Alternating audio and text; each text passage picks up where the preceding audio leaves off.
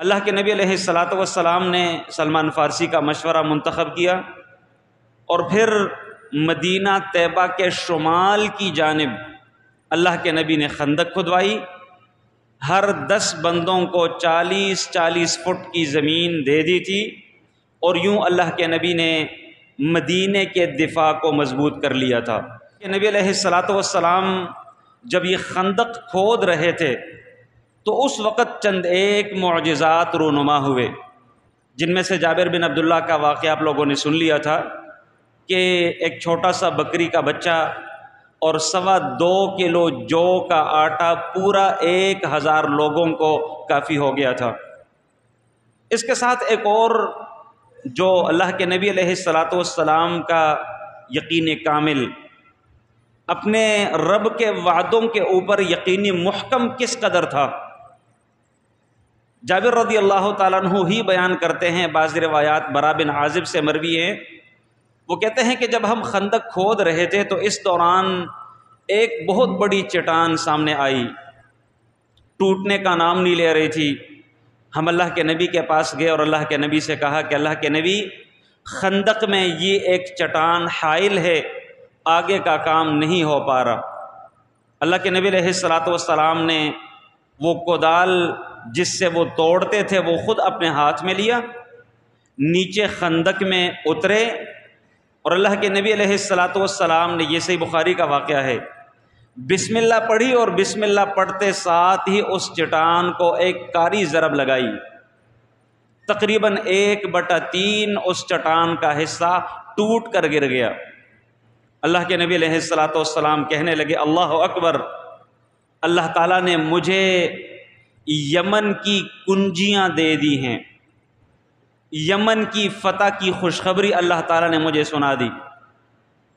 اللہ کے نبی علیہ الصلاۃ والسلام نے جب دوسری ضرب لگائی، پھر سے چنگاری اڑتے ہوئے 1/3 حصہ اس چٹان کا اور بھی ٹوٹ کر گر گیا اور کہنے لگے، اللہ اکبر، اللہ تعالیٰ نے مجھے روم کے خزانوں کی چابیاں دے دی، روم کی فتح کی خوشخبری اللہ تعالیٰ نے مجھے سنا دی. اللہ کے نبی علیہ الصلاۃ والسلام نے جب تیسری ضرب لگائی، اللہ اکبر کہا اور وہ چٹان ریزہ ریزہ ہو کر ختم ہو گیا. اور اللہ کے نبی علیہ الصلاۃ والسلام کہنے لگے کہ اللہ تعالیٰ نے مجھے ایران کی فتح کی خوشخبری بھی سنا دی. اب یہ باتیں بظاہر تو اللہ کے نبی علیہ الصلاۃ والسلام کی لگ ایسے رہی ہیں کہ کیفیت یہ ہے، بھوک و افلاس کی وجہ سے معیشت اس قدر کمزور ہے کہ پیٹ کے اوپر 2 پتھر باندھے ہوئے ہیں، لیکن باتیں اللہ کے نبی روم اور فارس کی کر رہے ہیں، مدائن اور یمن کی کر رہے ہیں کہ وہ ہم فتح کریں گے. اور پھر چشم فلک نے دیکھا جو باتیں اللہ کے نبی علیہ الصلاۃ والسلام نے اس قسم پرسی کی حالت میں کی تھی، جو اللہ کے نبی نے اس انتہائی شدت کے عالم میں کی تھی، میرے رب نے ایک ایک بات سچ کر دکھائی. اور پھر امیر المؤمنین عمر بن الخطاب رضی اللہ تعالی عنہ، ان کے دور خلافت میں سب لوگوں نے دیکھا کہ روم کو بھی فتح کیا گیا، یمن کو بھی فتح کیا گیا، فارس کو بھی فتح کیا گیا، مدائن کو بھی فتح کیا گیا. اور یہ اللہ کے نبی علیہ الصلاۃ والسلام کا یقین کامل تھا. منافقین ہنستے ہوتے تھے، کہتے تھے کہ قضائے حاجت کے لیے مدینے سے باہر نہیں جا سکتے. کیفیت یہ ہے، اور باتیں روم اور فارس کے فتوحات کی کرتے ہیں. یہاں پر فائدے کے لیے میں ایک چھوٹی سی بات بتاؤں. اللہ کے نبی علیہ الصلاۃ والسلام کی حدیث ہے کہ اللہ تعالیٰ فرماتے ہیں، حدیث قدسی ہے، انا عند ظن عبدی بی، میرا بندہ میرے متعلق جیسے گمان کرتا ہے میں اس کے ساتھ ویسے کرتا ہوں. آج سے تقریباً 25 سال قبل 9/11 کا جب ڈرامہ رچایا گیا، اس وقت جب امریکہ افغانستان میں آیا نا، بہت سارے لوگ یہ باتیں کرتے کہ بھائی ان کے پاس ایسی ٹیکنالوجی ہے، یہ فلاں ہیں، یہ فلاں ہیں، آپ ان کے خلاف کیسے کھڑے ہو سکتے ہو؟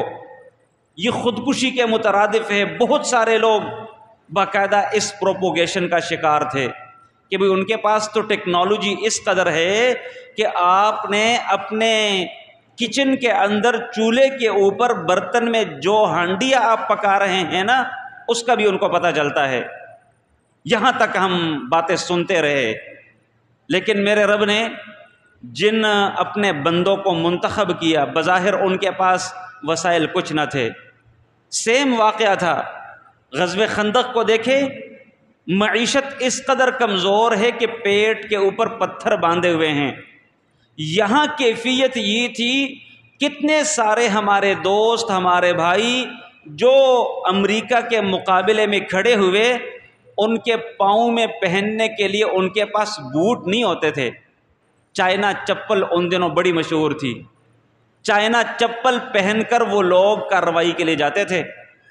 کتنے ہمارے دوست ایسے تھے کہ جن کے پاس کچھ بھی نہ تھا سوائے کلاشن کے، ایک طرف سے بڑی بڑی مشین گنیں ہیں، ایک طرف سے گن شپ ہیلی کاپٹر اور چینیوک ہیں، ایک طرف سے F-16 اور ان کے بڑے بڑے جہاز جو بمبارمنٹ کرتے تھے۔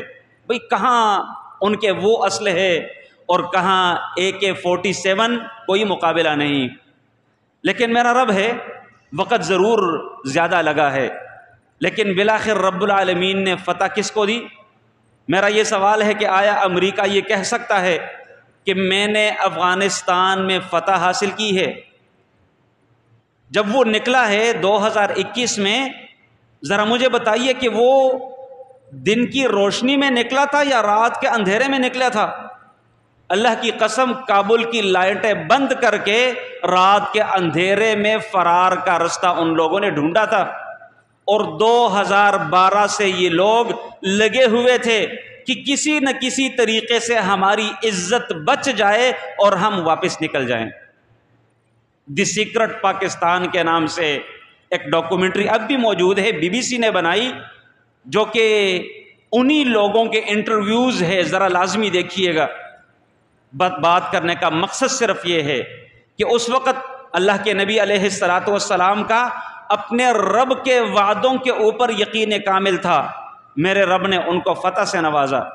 یہاں آ کر بھی 1400 سال بعد ویسے ہی مختلف جتھے آئے تھے، مختلف لشکر آئے تھے، مختلف ملک آئے تھے، پوری دنیا کا کفر ایک ہو کر مقابلے میں لا کے کھڑا کر دیا تھا۔ وہاں بھی ایسے ہی تھا، یہی کیفیت تھی۔ وہاں بھی رب العالمین نے فتح سے نوازا چونکہ یقین بڑا کامل تھا۔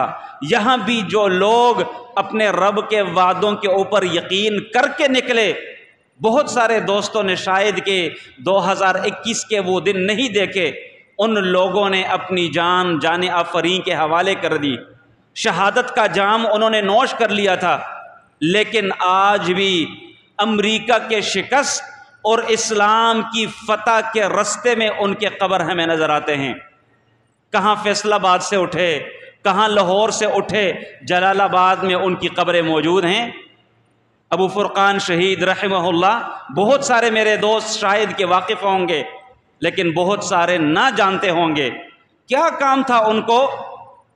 چھوٹے ننھے پیارے سے بچے، پیاری سی بیوی چھوڑ کر جلال آباد میں جا کر ان کی قبر بنی، لیکن انہیں یقین کامل تھا کہ شاید ہم اسلام کے فتح کے وہ دن تو نہ دیکھ سکیں گے، لیکن اسلام کی فتح کے رستے میں ہماری قبریں لوگوں کو ضرور ملیں گی۔ کہ یہ لوگ کہاں سے چلے تھے، ان کے پاس کیا کچھ تھا، انتہائی قسم پرسی کی حالت۔ اپنی سوچ کو بدلیں، سوچ کا زاویہ بدلے، اپنے رب کے اوپر یقین کامل رکھیں۔ آج بھی وہی رب ہے جو خندق کے دن رب تھا، آج بھی میرا رب ہماری مدد کے اوپر پوری طرح اسی طرح قادر ہے جیسے خندق کے دن رب العالمین قادر تھا۔